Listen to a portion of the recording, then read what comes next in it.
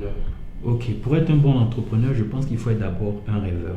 Ceux qui me suivent sur les réseaux sociaux savent que je me définis beaucoup comme le rêveur en action. Donc il faut être un rêveur, un rêveur. Donc la première qualité d'un bon entrepreneur, c'est sa capacité à rêver. Deuxième chose, c'est qu'il faut être proactif. Comme je dis, je me définis comme un rêveur en action.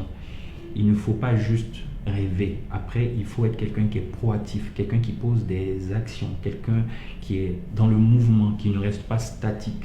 À côté de ça, il faut aussi être déterminé parce que l'entrepreneuriat, c'est pas un fleuve tranquille. L'entrepreneuriat, c'est vraiment pas la chose la plus simple. Donc, c'est vraiment un cheminement qui demande de la détermination face aux railleries, face aux oppositions, face aux échecs, face à toutes ces choses qui peuvent venir comme obstacle. Il faut vraiment être déterminé.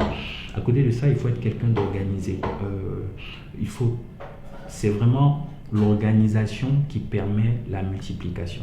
Si vous n'apprenez pas à vous organiser, vous aurez beaucoup de chances de ne pas réussir à déployer le meilleur de votre potentiel. Donc voilà un peu trois qualités qui me semblent importantes pour un entrepreneur.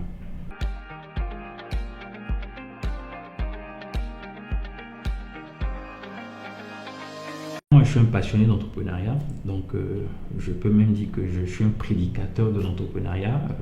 Je suis quelqu'un qui croit vraiment que l'entrepreneuriat est une solution, surtout pour nos pays africains, des pays pauvres, les pays non développés et toutes ces choses-là, des pays où le taux de chômage est très élevé. Pour moi, l'entrepreneuriat, ça permet de créer soi-même son emploi. C'est un moyen d'auto-emploi. Ça permet de créer des emplois. Ça permet de créer de la richesse. Comme je dis, je n'ai jamais eu à travailler pour une entreprise. Je n'ai jamais été salarié. Dès que je suis sorti de l'université, je suis directement devenu entrepreneur. Tout ce que j'ai aujourd'hui, c'est grâce à l'entrepreneuriat.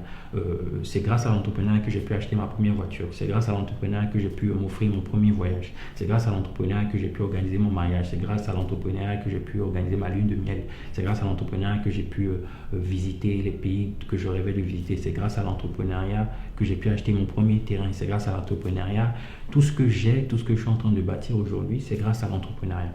Et pour moi, aujourd'hui, l'entrepreneuriat est une solution, un enjeu national, surtout pour les pays, pour la Côte d'Ivoire. Donc, il faut encourager les jeunes entrepreneurs, il faut les accompagner, parce que l'entrepreneuriat, c'est pas quelque chose qui demande beaucoup d'amateurisme.